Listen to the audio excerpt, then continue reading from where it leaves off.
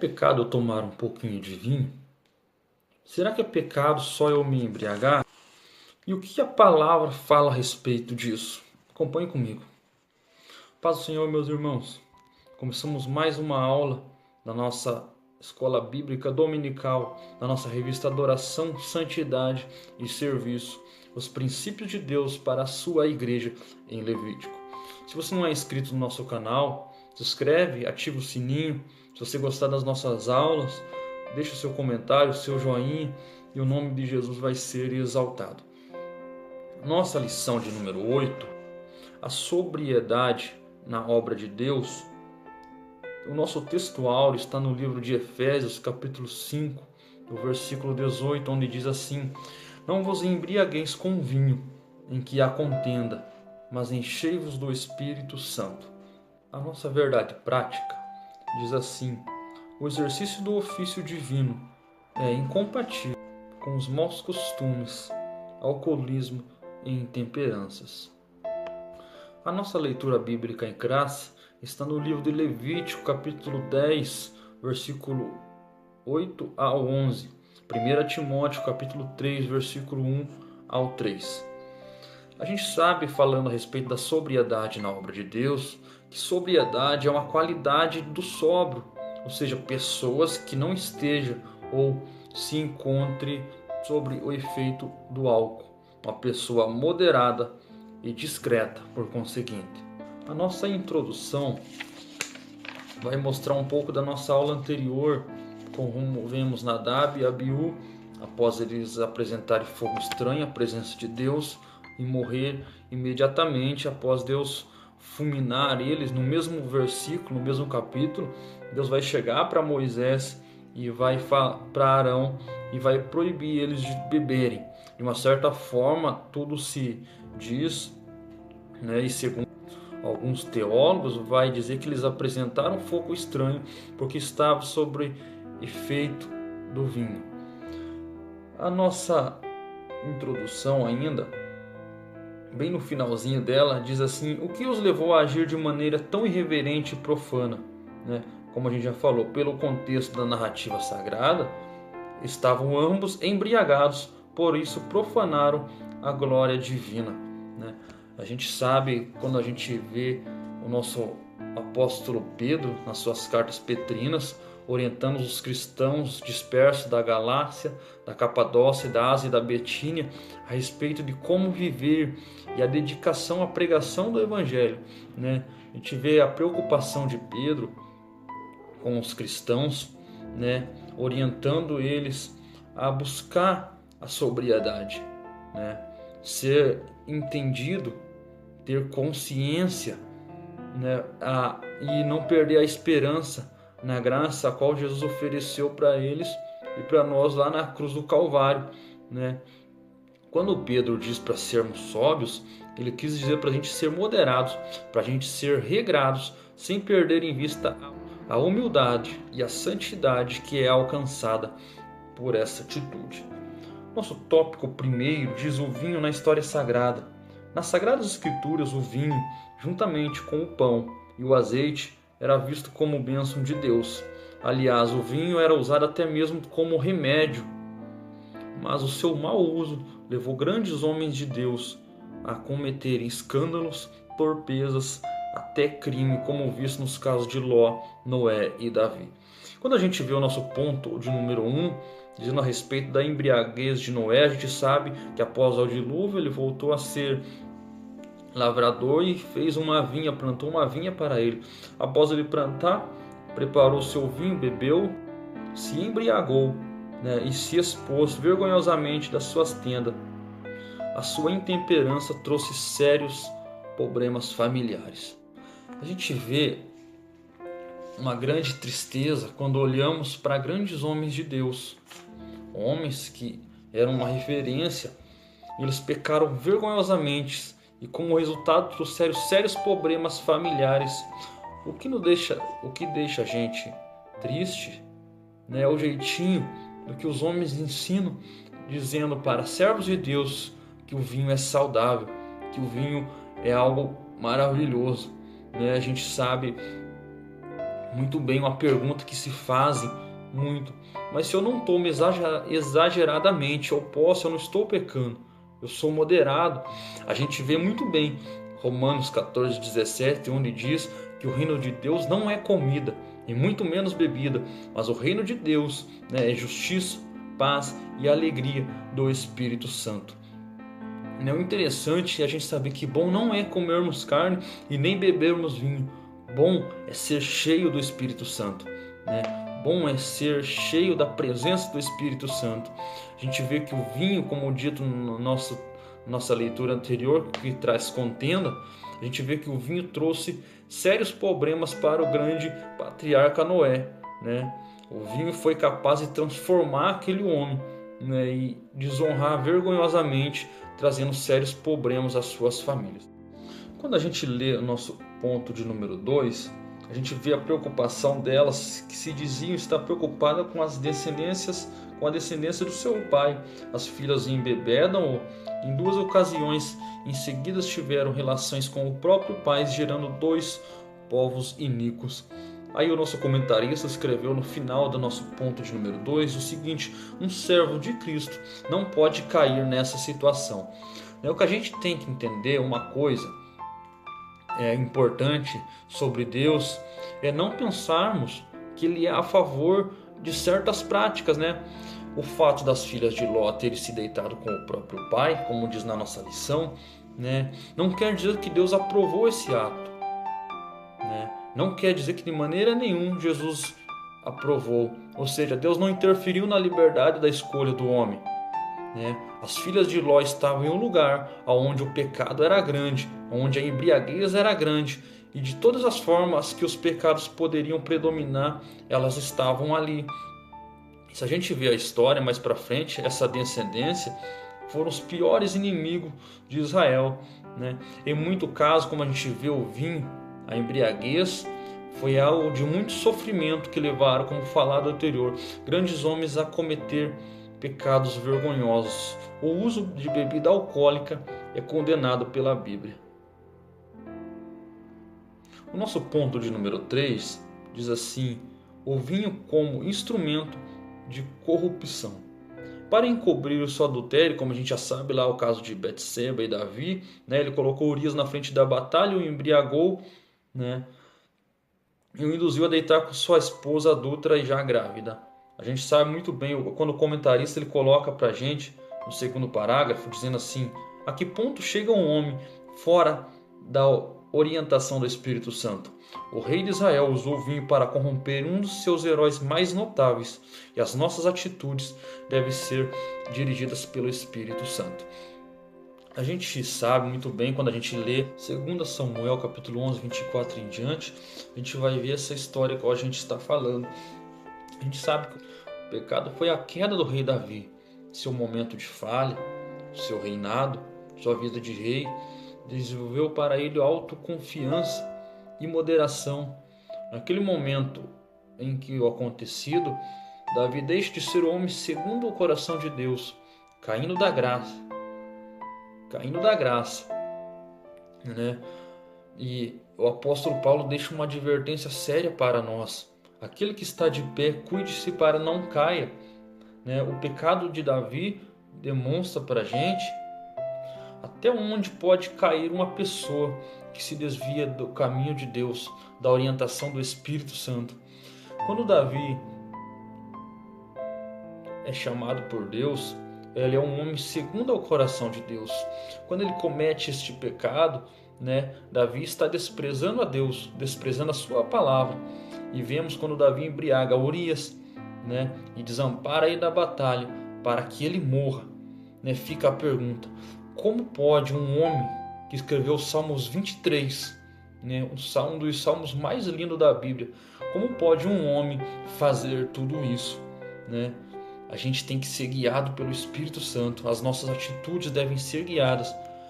Como que pode uma pessoa que escreveu que o Senhor é o seu pastor e nada nos faltaria, né, e tantas coisas bonitas, né, um homem que foi capaz de matar o outro, embriagar o outro e desamparar, né, deram vinho para ele, desampararam ele na batalha para que ele morresse, né, o tamanho deste pecado para um homem que era o segundo o coração de Deus, né? Para nós fica a advertência: vamos ser cheios do Espírito Santo novamente, vamos procurar, novamente falando, vamos procurar essa presença do Espírito Santo, né, que traz a alegria e nos leva para o céu. A síntese do nosso tópico primeiro diz assim: o vinho faz parte da história e da cultura sagrada. No nosso tópico de número 2, diz assim: o vinho no ofício divino. No Antigo Testamento, né, a gente sabe ali de todas as coisas que aconteceram, né, quando os israelitas ofereciam suas ofertas de manjar ao Senhor, né, e quando eles reconheciam pela sua oferenda que tudo que existe pertence ao Senhor. Aí no segundo parágrafo que fala assim: quanto aos ministros do altar, eram severamente advertidos sobre o uso do vinho. Daí a nossa lição pede: leia com atenção Levítico 10, 8 e 11, né? E essa passagem deve ser aplicada para os crentes nos dias de hoje, né? Tanto ontem quanto hoje o álcool pode nos levar à ruína. Levítico 10, capítulo 10, versículo 8 e 11 diz assim: e o Senhor falou com Arão, dizendo: tu e teus filhos contigo não bebereis, nem vinho forte, nem bebida forte, quando tiverem que entrar no tabernáculo do testemunho, para que isso não morra. E o principal estatuto perpétuo será para vossas gerações, né? E a gente vê ali, né, a lei que o Senhor deu para Arão gerou um pensamento que os seus filhos estavam sob o efeito do álcool, né? Em outras palavras, estavam embriagados. E neste versículo, o Senhor proíbe para sempre a embriaguez. Nosso ponto de número 2, o Novo Testamento diz assim: o primeiro milagre de Jesus foi transformar água em vinho. Ao instruir a Santa Ceia, ele faz o uso desse mesmo produto a fim de simbolizar o seu sangue redentor, né? E deste modo, a Igreja de Cristo vem utilizando o fruto da vida para oficiar a sua maior celebração, a ceia do Senhor. Alguns dizem, né, que por ser uma festa, né, ali estavam embriagados. A gente vê muito bem que o mestre Sala, quando vai provar o vinho, ele está em plena consciência e ele chega a dizer assim: por que vocês deixaram o melhor vinho para o final? Não sei, se ele estivesse embriagado, ele não ia conseguir discernir entre o vinho bom e o vinho ruim. E do mesmo modo, né, ao celebrar a ceia, o fruto do vidro, né, simbolizando o sangue de Jesus, que foi derramado por nós na cruz do Calvário, sangue que vem nos dando garantia de subir ao céu um dia, né? Sangue que nos dá garantia de ser comprado, ser pagado com o preço de sangue de Cristo, né? E por essa alegria, deste modo, fazemos nós cristãos, celebramos até que Ele venha. Nosso ponto de número 3, advertência quanto ao uso do vinho. Falando novamente de Nadab e Abiú, né, que tendo entrado no lugar santo, lá dentro do tabernáculo, sob o efeito do álcool e sem qualquer temor ou reverência, ofereceram fogo estranho no altar divino, né? E logo após a morte, Deus chega e fala para Arão as regras para que tome cuidado com o vinho, com a bebida alcoólica. Entendemos que todo pecado tem consequência, né? Quando vemos o pecado de Nadab e Abiú, vemos o julgamento imediato de Deus, né, ocasionando a morte de ambos, fulminando eles. Tudo parecia indicar que eles estavam sob o efeito do álcool, né? Na hora da ministração da oferta do incenso, não seguiram o que estava escrito. Para a gente ter uma ideia, o Senhor indicou até a receita para fazer o incenso aromático, para que tudo fosse conforme a vontade de Deus, né? E pela primeira vez Deus fala com Arão, né, proibindo-lhe o uso do vinho, o uso do álcool, proibindo a embriaguez. E não era só para ele, mas como foi lido no texto, para todos os descendentes seria isso, por todas as gerações que viria, né? Todos deveriam obedecer a essa lei. A síntese do nosso tópico de número 2 diz assim: o vinho não poderia fazer parte do ofício divino. Nosso tópico de número 3 diz assim: ministros cheios do Espírito Santo. diz assim: tendo em vista os exemplos lamentáveis e vergonhosos da história sagrada, o Novo Testamento faz-nos severas advertências quanto ao uso do vinho. Nosso ponto de número 1 diz assim: recomendações ao ministro. O candidato ao santo ministério na igreja primitiva não podia ser um homem escravizado pelo vinho, né? Não se pode confiar o rebanho de Jesus Cristo para um homem que é dominado pela embriaguez, né? Quem governa tem que abster-se das bebidas alcoólicas, né? A gente entende que as bebidas alcoólicas, como foi lidas agora nos tópicos anteriores, foi que acabaram com grandes homens de Deus, homens que pecaram vergonhosamente, né? Homens que queriam servir a Deus, eram grandes homens de Deus, mas tiveram falhas, e falhas por pecado do álcool, do vinho, né? Algo que adulterava suas mentes, não deixava eles ter a sã consciência para decidir o que era certo e o que era errado. O servo de Deus, os sacerdotes, os levitas, a lei dada para o povo de Israel era para que ele se mantesse puro, para que ele soubesse distinguir entre o santo e o profano, né, entre o puro e o impuro. E como eles iam decidir, né, eles que eram o exemplo, se eles estavam sob o efeito do vinho? Aí o Senhor Jesus dá leis e proíbe. Entenda uma coisa, né, que o vinho, resultado, fracasso, vergonha e morte. Agora veja lá no dia de Pentecostes, onde escreve Atos dos Apóstolos, né? Homens que não tinham estudo, mas que não tomavam vinhos, né? Mas eram cheios do Espírito Santo.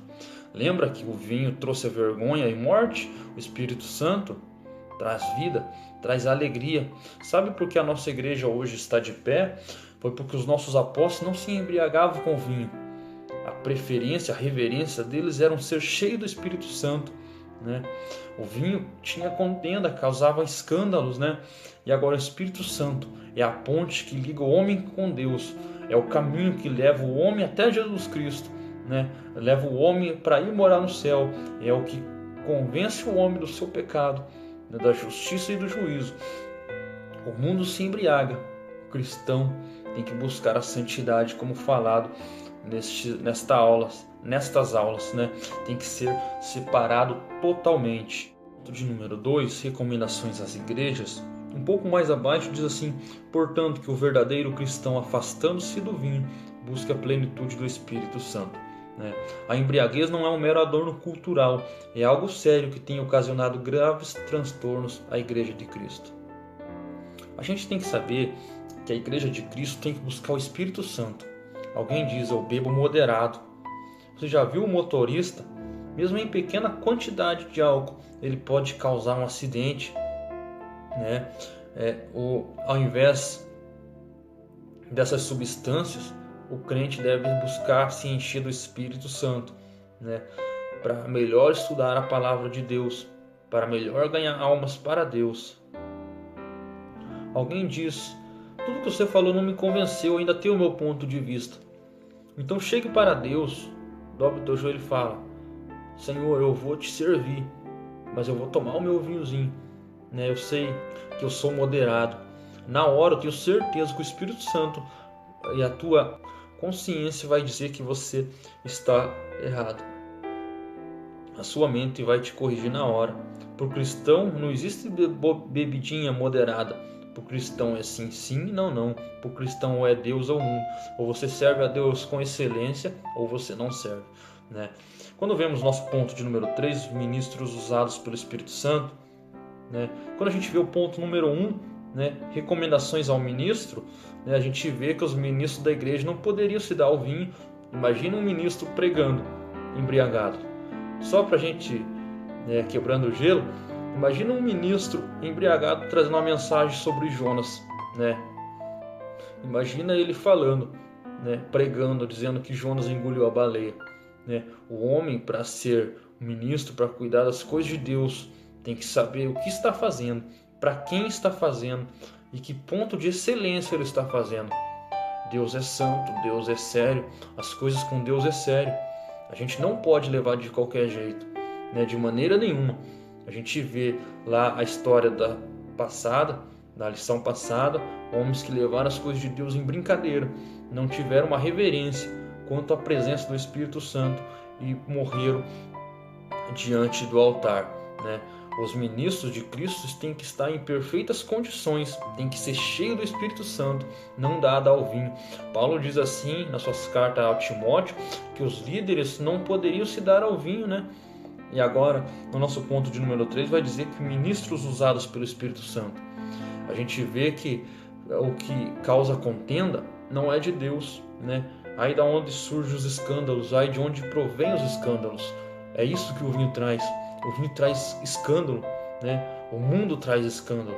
A presença do Espírito Santo não. A presença do Espírito Santo traz alegria para o homem, traz certeza de uma vida, né? De uma vida com Deus, de uma comunhão com Deus, né? E ao Senhor tem que ser feito com excelência. Se a gente disser assim, eu bebo moderado, eu tô certo, e eu vou exercer o meu ofício assim, você não ama a Deus. Você não... É a mesma coisa que você está dizendo, Jesus, aquilo que você fez para mim na cruz do Calvário não é o suficiente, né? A minha vida, os meus pensamentos me dão o direito de fazer o uso desse vinho. E a gente sabe que este próprio vinho acabou, né, com a reputação de muitos grandes homens de Deus, né? Trouxeram vergonha a eles. As aulas todas foram faladas a respeito de santidade. E santidade não é sair dizendo para todo mundo que somos crentes, que fazemos, né? Santidade é mostrar para as pessoas que temos o Espírito Santo na nossa vida, né? O cristão tem que ser cheio do Espírito Santo. A síntese do nosso tópico de número 3 diz assim: os ministros de Deus devem ser cheios do Espírito Santo. Alguém que gosta do vinho, então não é ministro de Deus. Os ministros de Deus têm que gostar do Espírito Santo, né? A nossa conclusão que eu quero deixar para vocês, a conclusão minha, diz assim: há uma saída para o pecado. Essa saída, ela se chama Jesus Cristo. Quando o aceitamos, conseguimos recuperar essa imagem e semelhança a qual Adão perdeu no jardim. Seja o verdadeiro cristão. O verdadeiro cristão é ser cheio do Espírito Santo. Deus abençoe vocês. Até a nossa próxima aula, né? Quero pedir perdão pelos barulhos. Tinha que fazer uma edição no vídeo, né? Muitos barulhos onde eu moro. Mas eu tenho certeza que Deus vai abençoar aí num dia, né? E o nome de Jesus vai ser louvado e exaltado para sempre. Deus abençoe. Até a nossa próxima aula.